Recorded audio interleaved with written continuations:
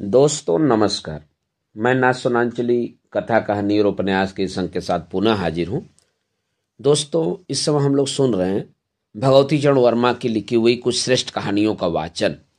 इस कड़ी में आज लीजिए सुनिए भगवती चरण वर्मा की लिखी हुई एक बहुत ही बढ़िया कहानी आवारे का वाचन मेरे अर्थात नाथ सोनांचली के स्वर में। कुछ लोग दार्शनिक होते हैं, कुछ लोग दार्शनिक दिखते हैं। यह जरूरी नहीं कि जो दार्शनिक हो वह दार्शनिक न दिखे या जो दार्शनिक दिखे वह दार्शनिक न हो, लेकिन आमतौर से होता यही है कि जो दार्शनिक होता है वह दार्शनिक दिखता नहीं है और जो दार्शनिक दिखता है वह दार्शनिक होता नहीं है। राम गोपाल जिस समय बंबई नगर के दादर मोहल्ले के एक ईरानी होटल में गर्मी की दोपहरी में बिजली के पंखे के नीचे एक प्याला चाय के साथ पाव रोटी का टुकड़ा गले के नीचे उतार कर अपनी भूख शांत करने की कोशिश कर रहा था, उस समय एक अच्छा खासा दार्शनिक दिख रहा था। बाल बिखरे हुए, मत्थे पर सिकन, आंखों में चिंता की झलक और बैठने के ढंग में एक विवशता से भरी लापरवाही। लेकिन अगर कोई उस समय राम गोपाल से कह देता कि वह दार्शनिक है तो यकीनी तौर से झुंझलाहट के साथ वह यही कहता, आपकी बला से, और फिर वह बिना दूसरा शब्द कहे अपने काम पर जुट जाता। पाव रोटी को गले से नीचे उतारने में राम गोपाल को मेहनत पड़ रही थी और शायद सुस्ताने के ख्याल से उसने अपना पर्स निकाला। 10-10 रुपए के 15 नोट, गिलट के 7 रुपए और एक अठन्नी और 3 इकन्नियां, इतनी जमा पूंजी अभी उस पर्स में मौजूद थी।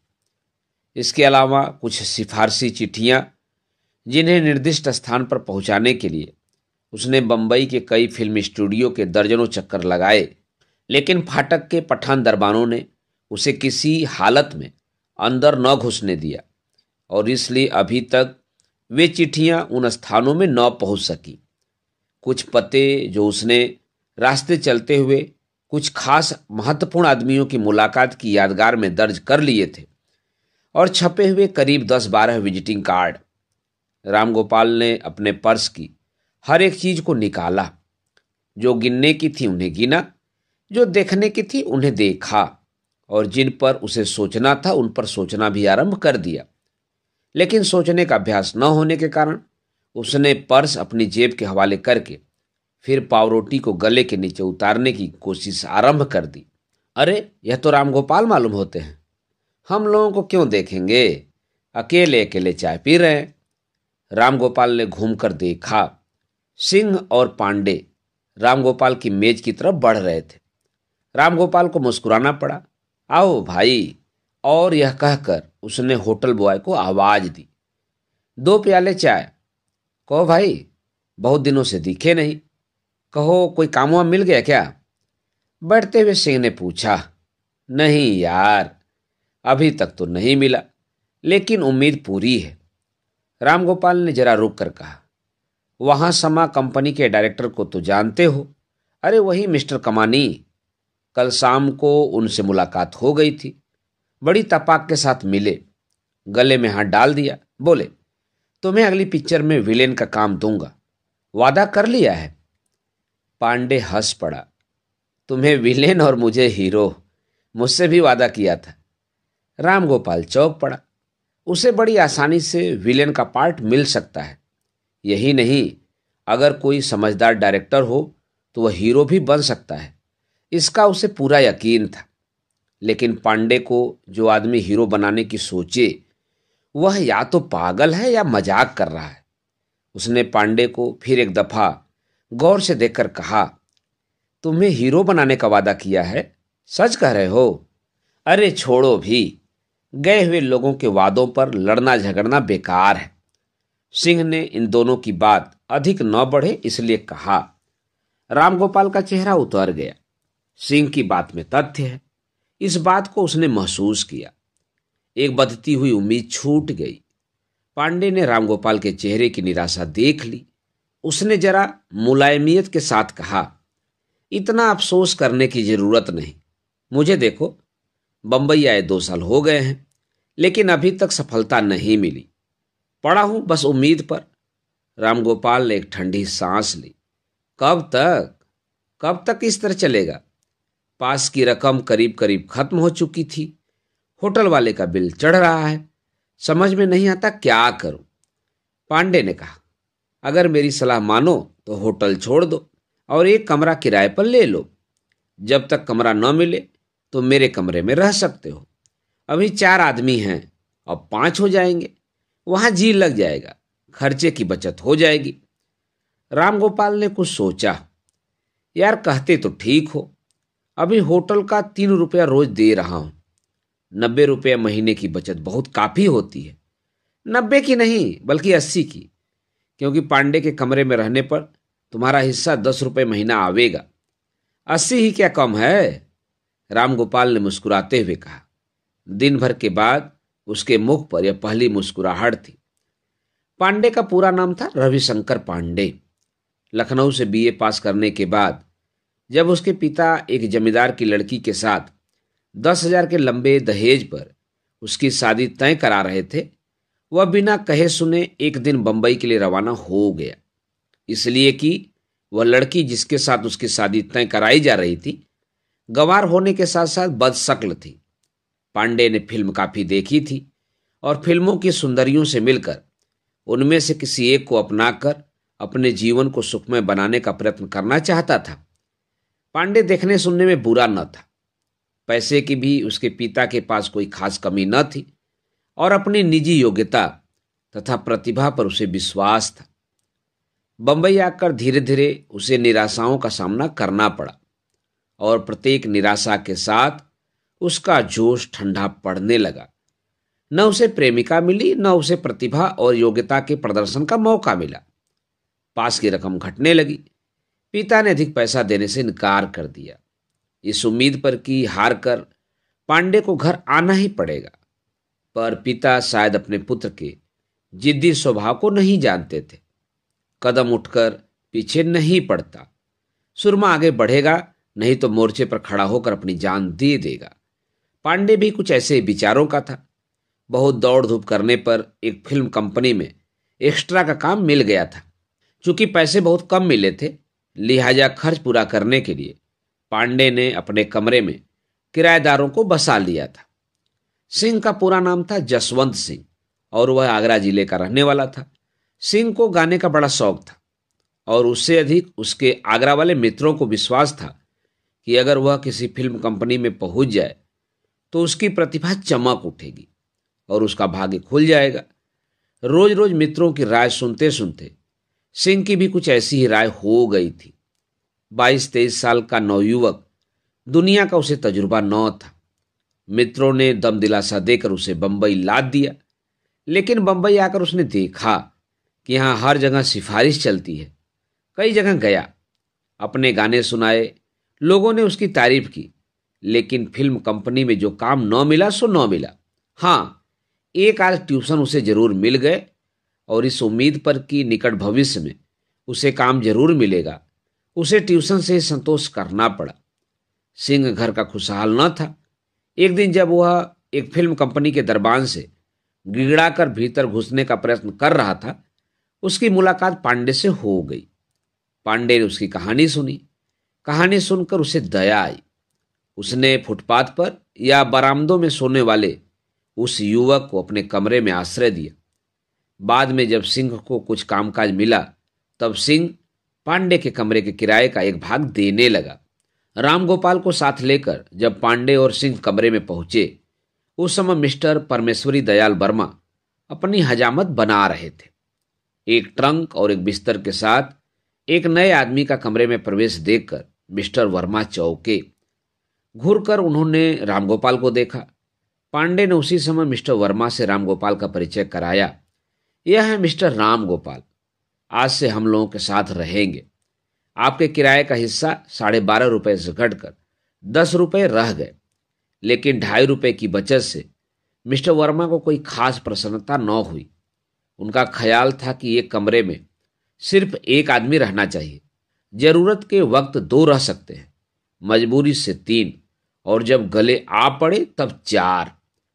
उन्होंने गंभीरतापूर्वक कहा, एक कमरे में 5 आदमी? नॉनसेंस। मैं किसी हालत में बर्दाश्त नहीं कर सकता।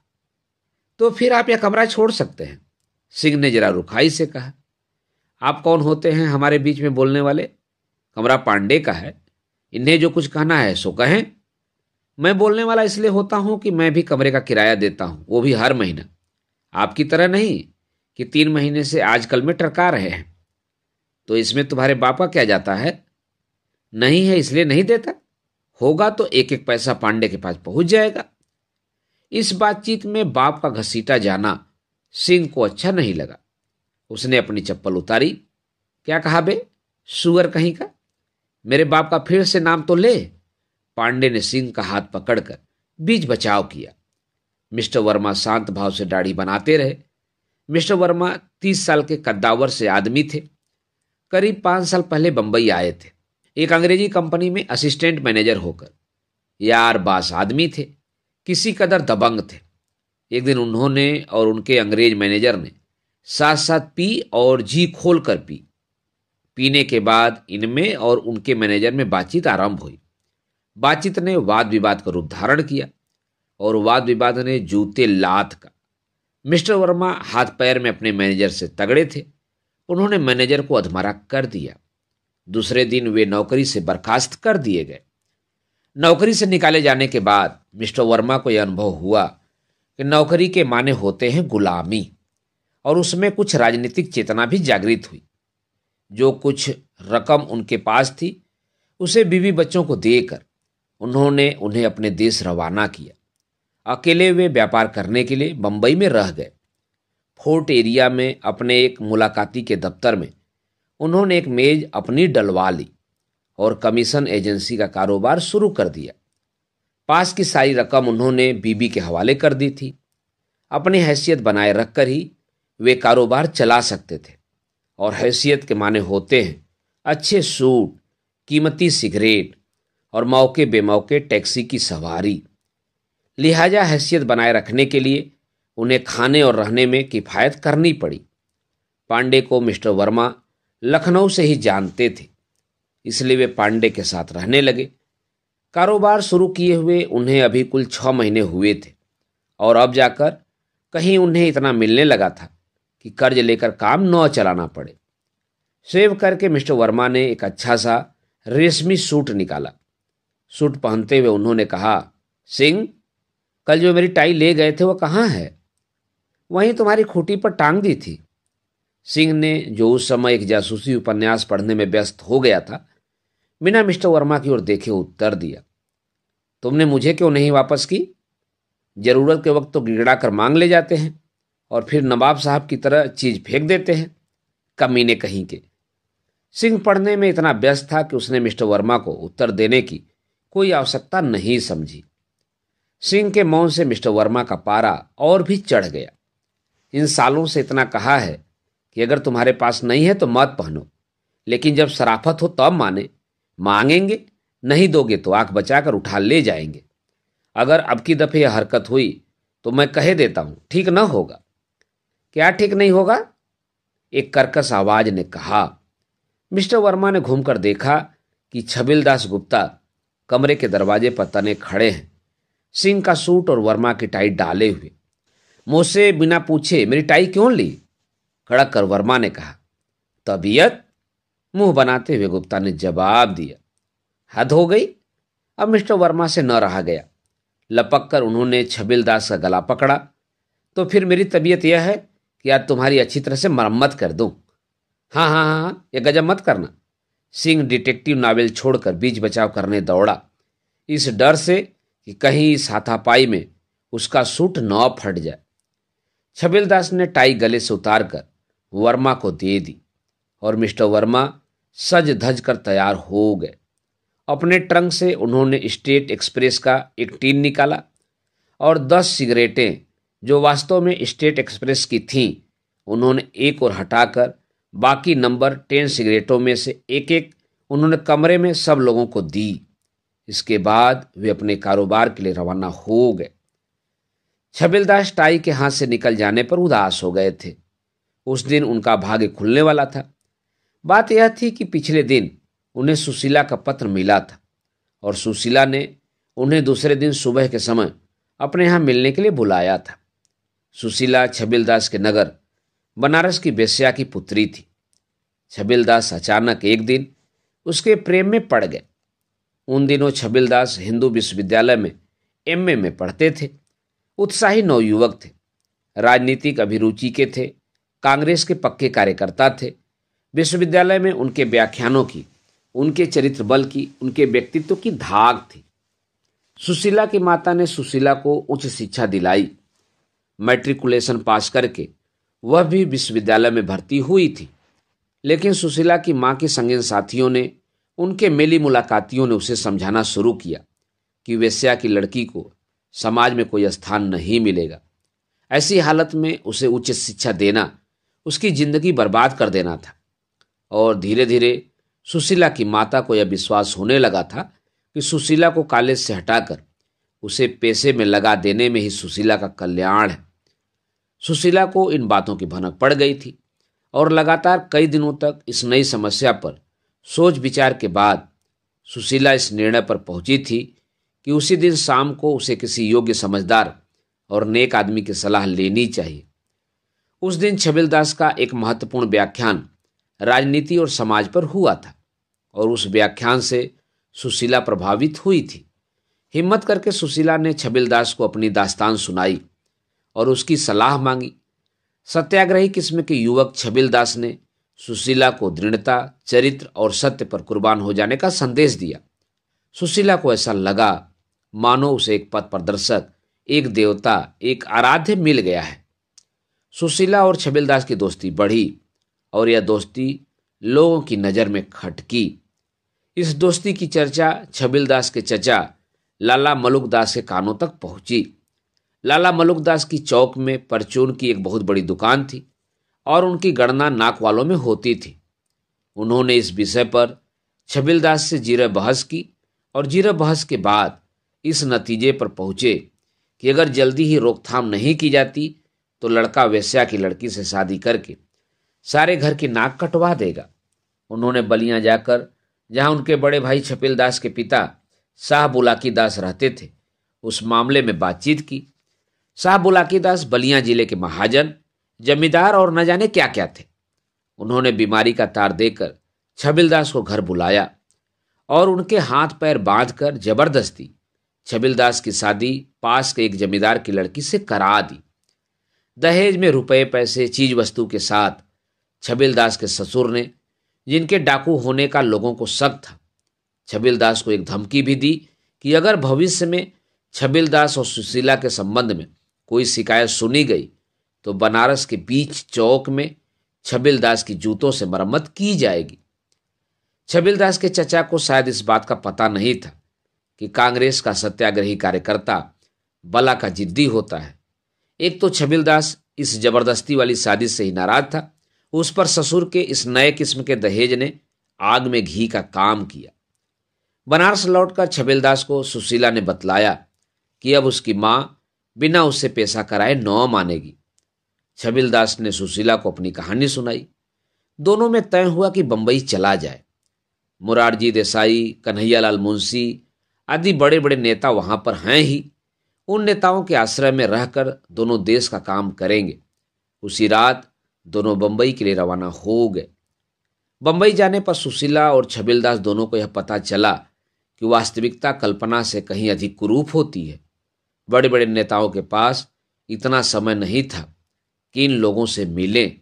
छोटे नेताओं ने दर पर्दा छबिलदास को ठुकराकर सुशीला को हथियाने की कोशिश की और एक दिन छबिलदास को पता चला कि सुशीला एक करोड़पति सेठ के यहाँ, जो कांग्रेस का एक छोटा मोटा कार्यकर्ता था, बैठ गई।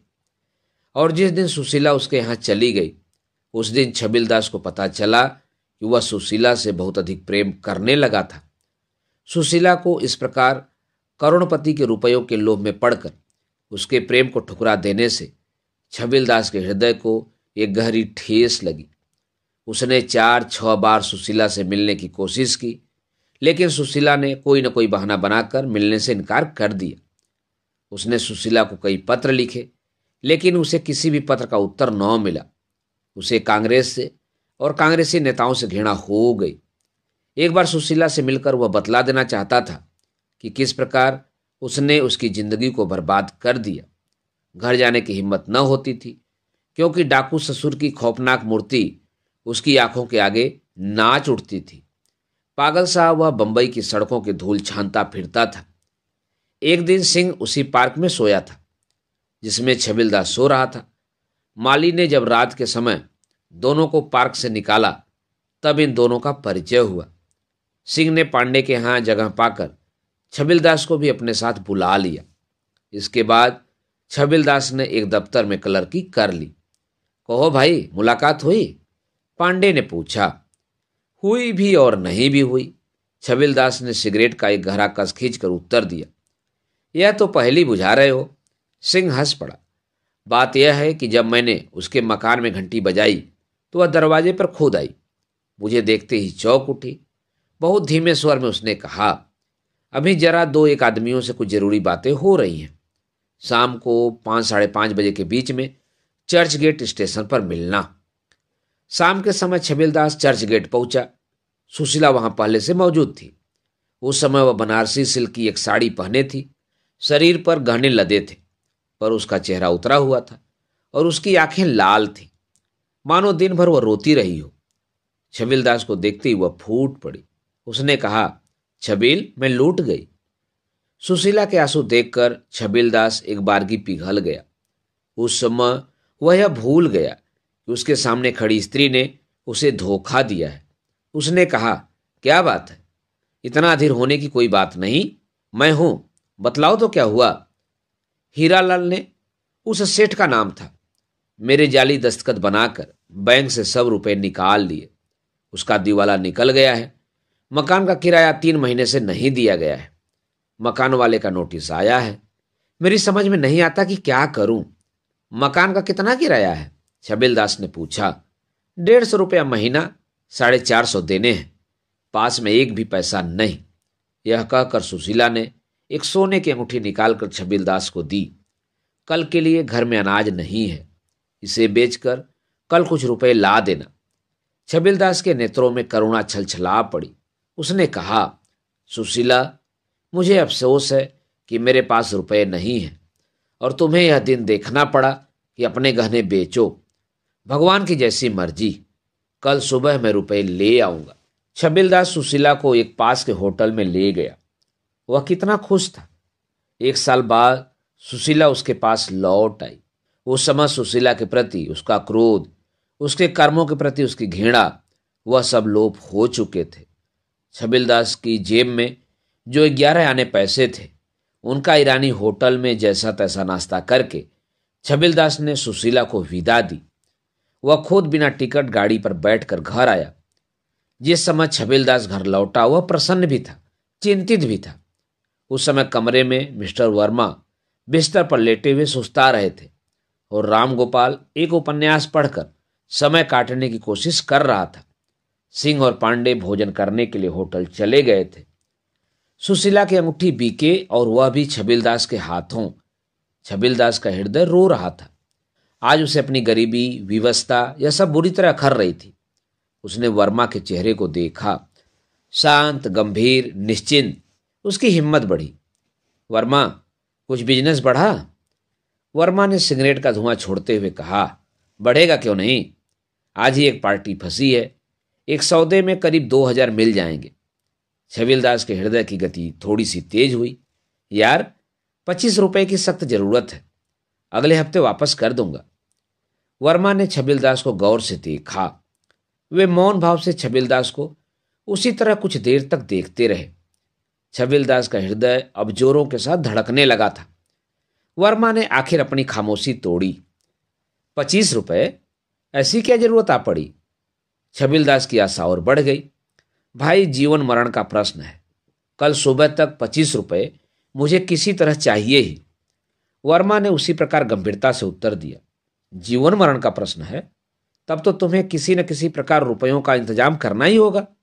मेरे पास तो इस समय एक पैसा नहीं है, और अगर एक हफ्ता ठहर सकते तो 25-50 रुपया जितना मांगते दे सकता था।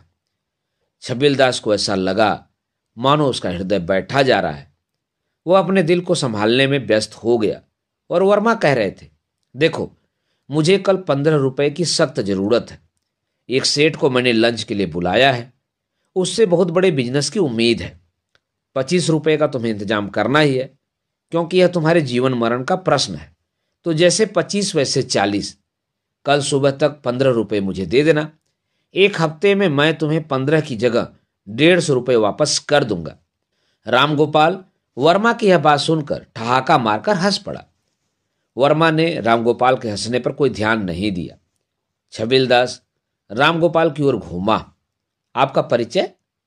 छबिलदास ने पूछा।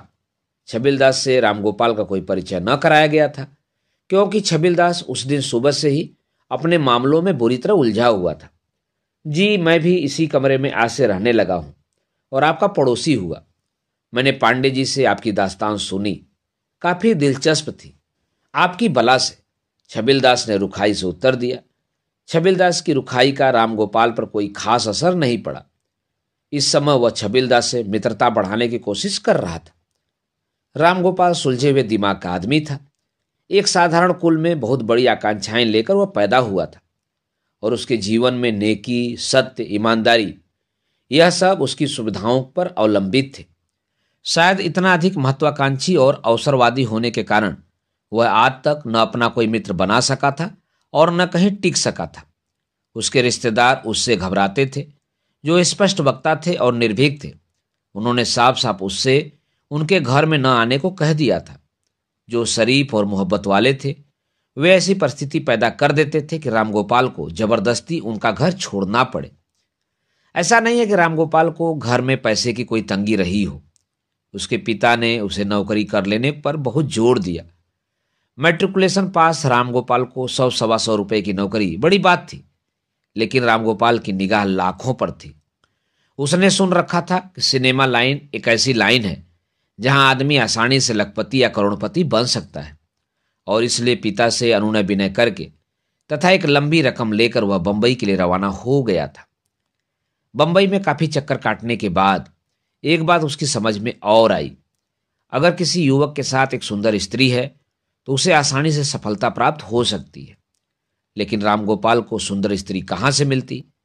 और आज छबिलदास की कहानी सुनकर एकाएक उनके दिमाग में यह बात आई, क्या भगवान ने मुझे अनायास इस कमरे में इन लोगों के साथ मेरी सहायता करने के लिए भेज दिया है?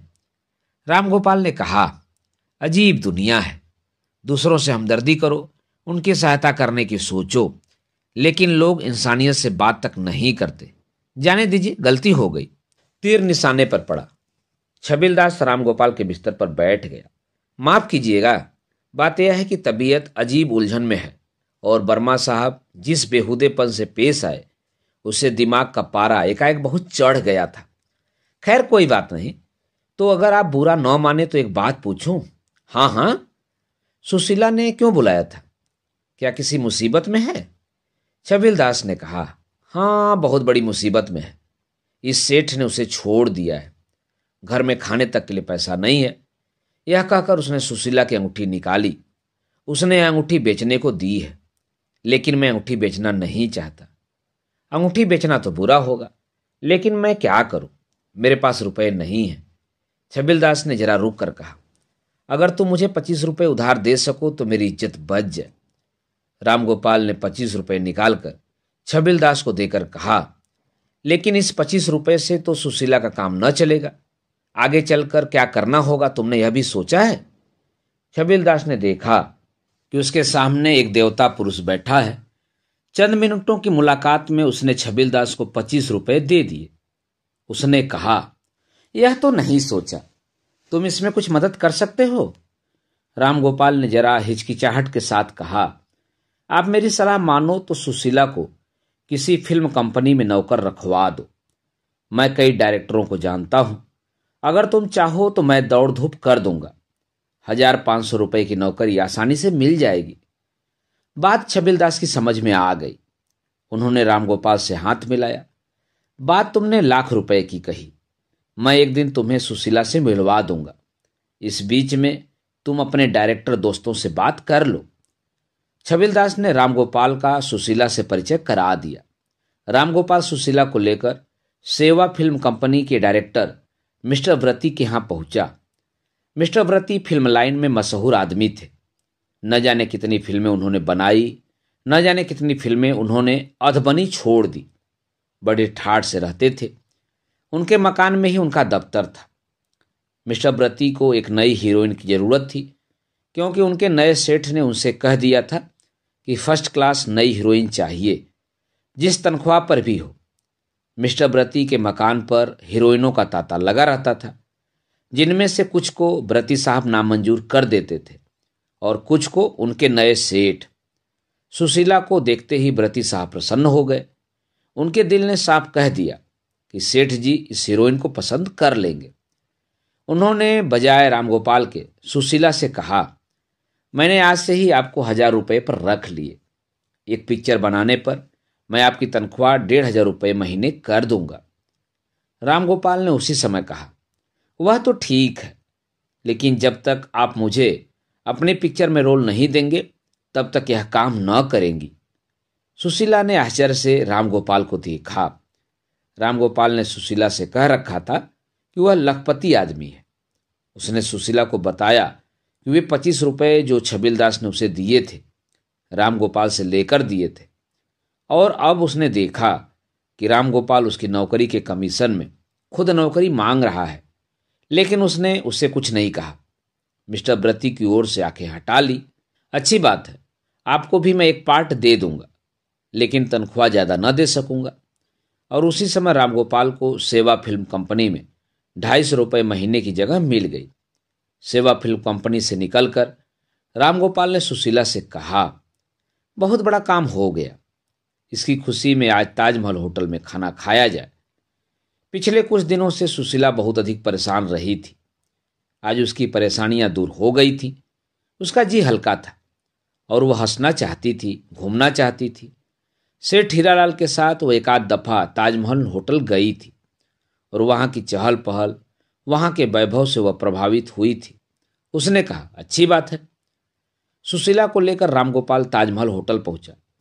वहां उसने सुशीला से प्रेमालाप आरंभ किया। सुशीला उस दिन प्रसन्न थी। यह प्रेमालाप उसे बुरा नहीं लगा। वह रामगोपाल को प्रेमालाप में बढ़ावा दे रही थी, लेकिन उन दोनों को यह पता न था कि होटल के एक कोने में एक आदमी बैठा हुआ इन दोनों की गतिविधि को बड़े ध्यान से देख रहा था। उस दिन मिस्टर वर्मा ने पंजाब के एक बहुत बड़े व्यापारी को फांसा था और उसे वे ताजमहल होटल में डिनर खिलाने को ले गए थे। रामगोपाल को एक स्त्री के साथ ताजमहल होटल में बैठा देखकर स्वाभाविक रूप से मिस्टर वर्मा को कौतूहल हुआ, लेकिन उस कौतूहल को उन्हें जबरदस्ती दबाना पड़ा। पर मिस्टर वर्मा साधारण ही चीजों को छोड़ देने वाले जीव नहीं थे। जब मिस्टर वर्मा अपने कमरे पर पहुंचे तो वे काफी खुश थे।